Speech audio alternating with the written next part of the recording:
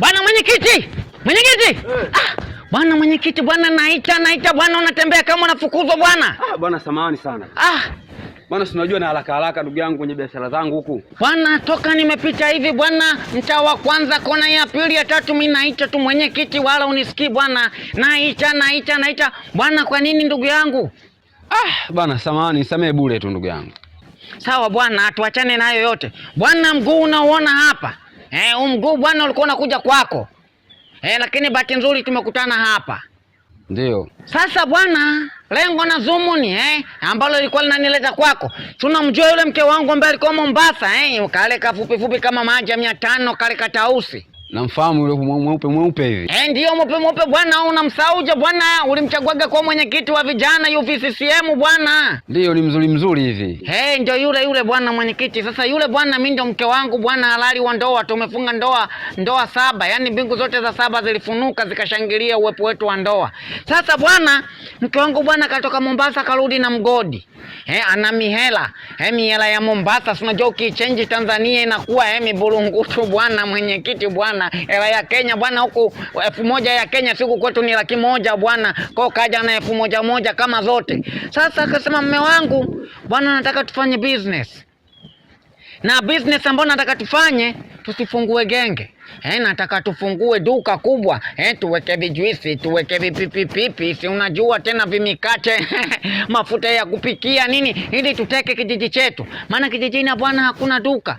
Zaidi ya yule pale Masai, na duka lake lenye leo kafunga mara kafungua. Sasa nikaona sio mbaya. Nikisema nitafute madalali, watanipiga za uso. Maana madalali wanatakaga paso kwa paso. Sasa nikawaza, mbona mwenyekiti wangu mimi ana maflemu yake bondeni kule, kwa nini usinipe flame bwana? Nikaona hapa ngoja nikutafute chairman. Ikiwezekana kwenye flame zako za bondeni unipe flame moja bwana, tufanye biashara. Au unaonaje hapo baba? Hilo halina shida. Hizo flame umepata. Hako flame tumepata. Hilo ondoa shaka. Ila niache kwanza nikafanya shughuli zangu za biashara hapo. Nikisharudi, jioni wewe njoo na shemeji uje kuziona zile flame. Basi sawa, hiyo haina shida. Basi sasa kama flame zipo, alafu ziko vizuri, yani ziko expensive. Basi hiyo haina shida. Mimi nikitoka hapa saizi moja kwa moja mpaka kwa shemeji yako. Niende nikamwambie kwamba kwa mwenyekiti kuna mafremu yapo. Ikiwezekana nije naye nyumbani tuje kuziona. Au unasemaje hapo? Sawa, basi haina shida hiyo. Basi haina shida mwenyekiti. Mimi nakuja kwako muda sio mrefu bwana. Haya sawa, lakini bei bwana, zingatia bei. Ondoa shaka, wewe si ndugu yangu bwana. Haya sawa bwana, kwaheri bwana. Haya bwana mwenyekiti, bye bwana. Haya wasalimia nyumbani. Haya kwaheri bwana.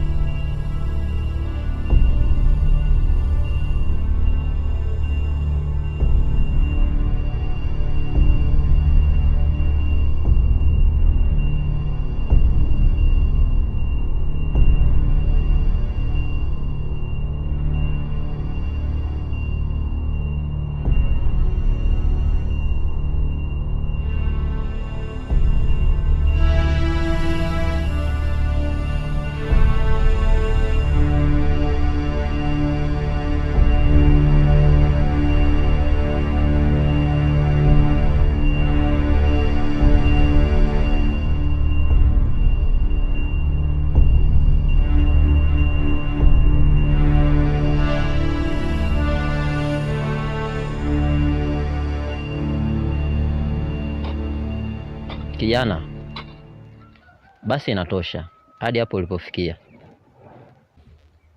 Kama nilivyokuambia, nitakuzika hapa kwa majuma 2. Alafu nitakuja kukufufua. Na hiyo ndio itakuwa hatua yako ya mwisho ili kukamilisha majambo yako. Sawa Kipalala. Sawa. Lala hapa.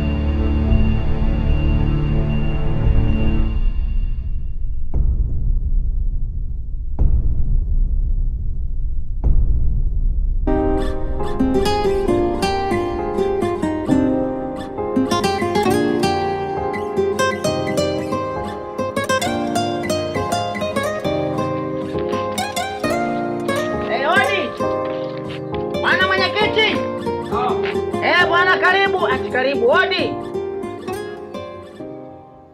Karibu bwana. Safi, habari bwana? Safi, kwema? Za toka muda ule. Amani kabisa.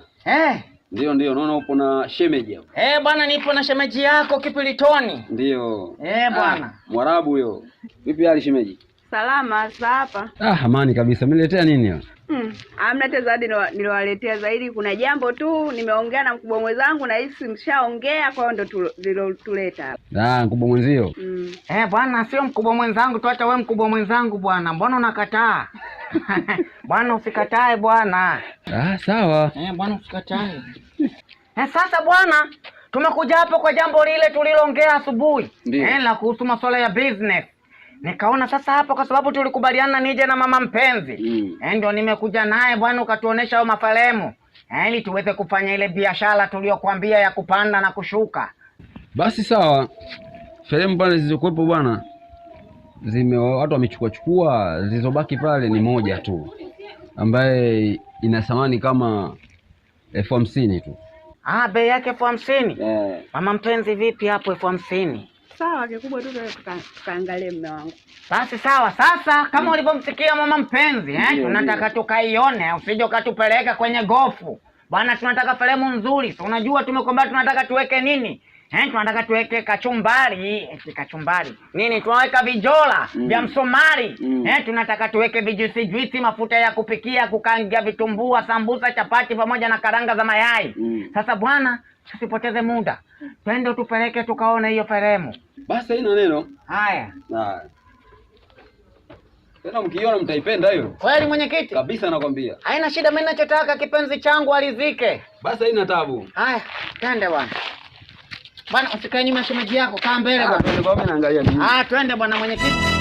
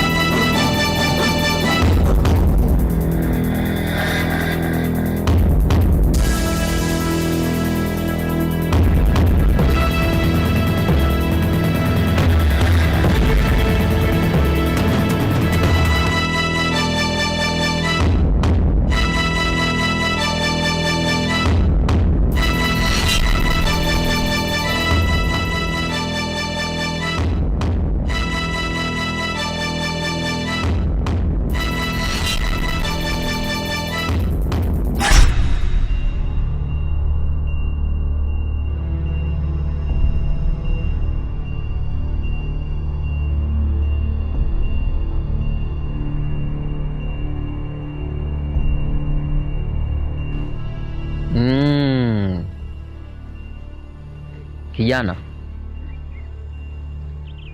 naona unaelekea kwenda kutoa taarifa. Hapana, mimi mbona sitaki kwenda kusema.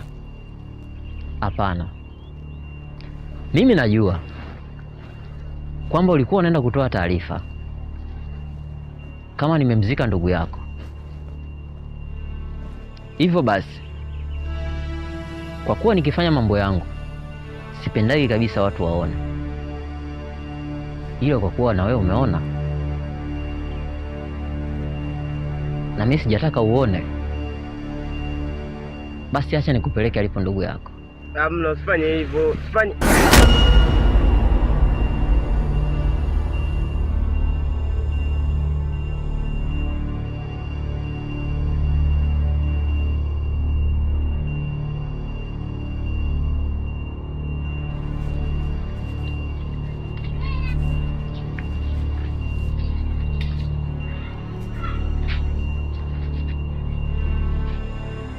Sasa kijana wangu, nadhani endapo ukishakuwa tayari basi utakuja nikufanyie dawa.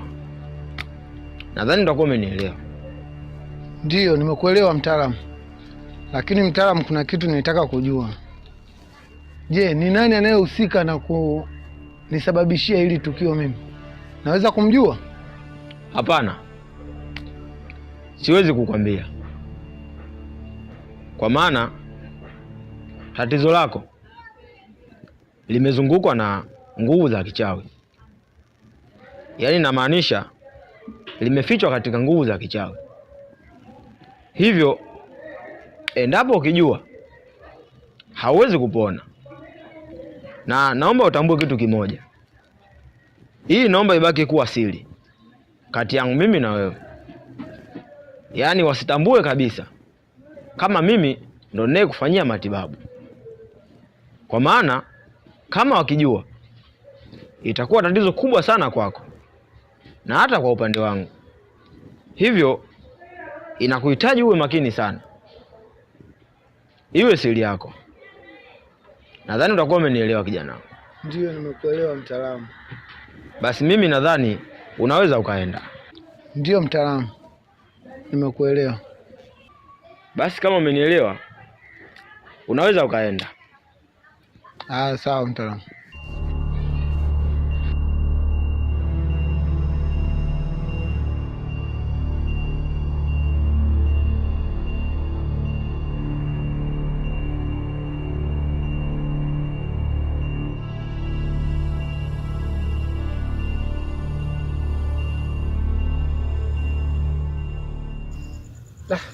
Dada, unajua nimemmisi sana mdogo wangu. Nimemmisi sana kaundimi, yaani muda kipindi tunapiga story hivi yeye huaga anakaaga hapa pembeni. Kweli. Sasa sielewi sasa hivi anapitia hali gani huko alipo, sijui kama ameshakula, analala. Ni kweli hatujui kwa mdogo wetu anakula nini, anavaa nini, yupo kwenye mazingira gani. Hatujui kabisa ni mazingira aliyokuwa mdogo wetu. Yaani kiukweli inatutatiza sana. Yaani hata Kipalala naye ahadi zake zimekuwa za ajabu ajabu. Yaani kila siku ni mtu wa kuahidi tu, lakini hatekelezi. Inabidi tukaze buti, tuendelee kumtafuta ndugu yetu, tusikate tamaa. Usiku na mchana hivyo hivyo. Hata kama tumechoka tunapumzika. Unajua usiku hapo ushaenda sana saizi usiku. Si unajua usiku tena vijiji vya watu hivi. Ndio umeenda. Saa 5 kasoro hiyo. Kwa hiyo mimi niache nikalale maana nimechoka. Si unajua tunapilika za mchana. Yeah. Waacha hapa siende. Yaani nalala hivi hivi. Yaani hivi hivi. Si yaani sibadilishi chochote kwa sababu nimechoka. Basi sawa, wewe nenda kalale. Mimi nipo sasa hivi nitaingia ndani. Ingia ndani ndugu yangu. Siku wa watu. Sahihi.